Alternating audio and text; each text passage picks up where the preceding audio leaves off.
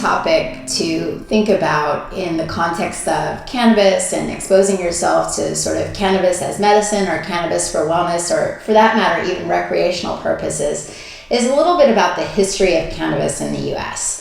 So in brief, I'd like to describe a little bit about the history of cannabis in the United States for you. So initially, back in the 1700s, 1800s, British colonists brought industrial hemp over as they really saw the agricultural value of the product.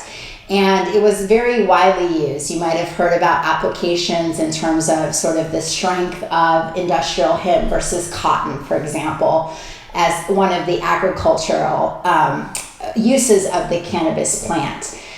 Subsequently, people saw the medicinal value of cannabis, and in 1850, cannabis was actually listed in the US Pharmacopoeia as a medication that physicians could prescribe to their patients for a whole host of indications, including alcoholism. So the US Pharmacopoeia was essentially the drug formulary that informed medical physicians about which drugs to prescribe for their patients. So it was widely used as a treatment for all different sorts of ailments back in the 1850s. So you might be thinking to yourself, I didn't know that. How did we go from this being in the US Pharmacopoeia in 1850 to kind of where we are in the state of affairs now and here in 2019?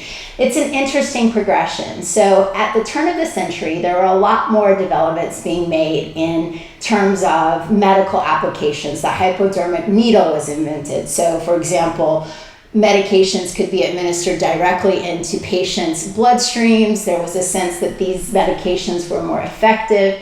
At the same time, the United States was experiencing an influx of immigration from Mexico. And a lot of the Mexican immigrants were bringing with them their plant called marijuana.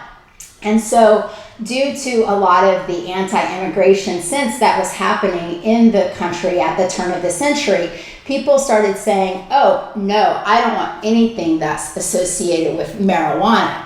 Now, they didn't necessarily appreciate that marijuana was actually, in fact, the same thing as cannabis. So through lots of PR, there was a publication called Reefer Madness. William Randolph Hearst, who was a very big publisher at the time, there was lots of anti-marijuana campaigns and initiatives going on, really a lot of negative PR around marijuana in general, which led to the Marijuana Prohibition Act of 1937.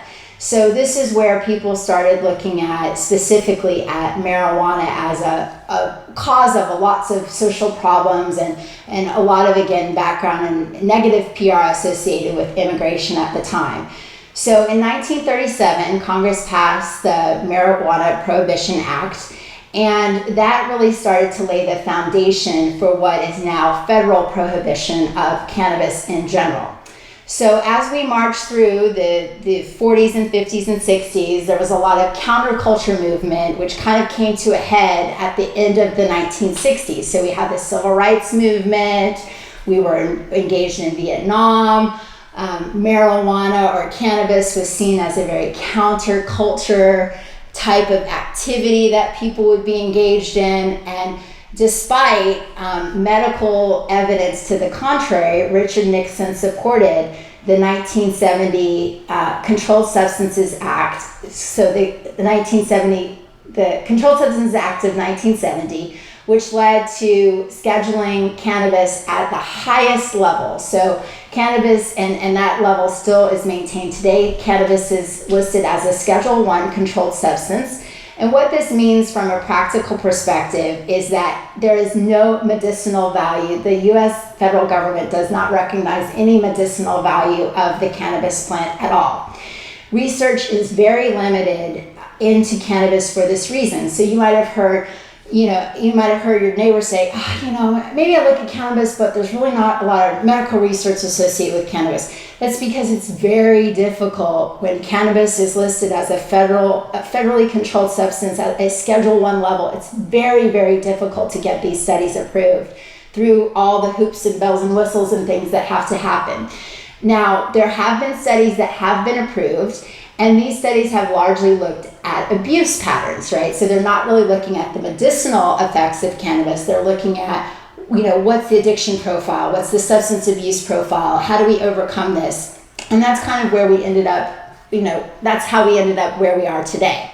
So coming out of the mid-'80s and a lot of the anti-drug legislation and visibility that was happening under the Reagan administration, things really sort of turned the corner for cannabis in 1996 when the state of California passed the Compassionate Use Act. And what that piece of legislation essentially did from the perspective of the state of California is it permitted patients who needed cannabis for a variety of medical indications to consume, not just consume the cannabis, but grow the cannabis for medicinal purposes for their own personal use. And this really, as with a lot of things, legislation passed by California does make a lot of national news. And this really kind of set the stage for what we're observing today. A lot of people who are just starting to look at cannabis don't realize that to this point, over 30 states have recognized and passed legislation permitting the medical use of cannabis, which is pretty remarkable considering that the initial legislation passed by California, that was just a couple of decades ago. So already now we're off to over half the states in the United States having legislation that currently allow patients who need cannabis to secure that cannabis for medicinal purposes.